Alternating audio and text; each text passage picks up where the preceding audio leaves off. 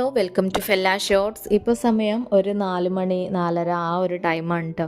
അപ്പോൾ ഫെല്ലുവിൻ്റെ ഈ എക്സാം ആയതുകൊണ്ട് അവൾ എക്സാം കഴിഞ്ഞിട്ട് ഉച്ചക്ക് തന്നെ വന്നിട്ടുണ്ട്. അപ്പോൾ അവളിവിടെ സൈക്കിളൊക്കെ ഓടിച്ച് കളിക്കുകയാണ്. സെന്നു വന്നിട്ടില്ല കേട്ടോ. അപ്പോൾ സെന്നു വരുന്ന ഒരു ടൈമൊക്കെ ആവാറായി. അപ്പോൾ അവൾ വരുമ്പോഴത്തേന് എന്തെങ്കിലുമൊക്കെ ഒന്ന് കടി ഉണ്ടാക്കാമെന്ന് വിചാരിച്ചു. അപ്പോൾ നമുക്ക് അംഗൻവാടിയിൽ നിന്ന് കിട്ടിയിട്ടുണ്ടായിരുന്ന അമൃതപ്പൊടി വെച്ചിട്ട് പുട്ടുണ്ടാക്കാമെന്ന് വിചാരിച്ചു കേട്ടോ. അപ്പോൾ അതിനായിട്ട് ഞാനിവിടെ തേങ്ങയൊക്കെ ചിരണ്ടി എടുത്തിട്ടുണ്ട്.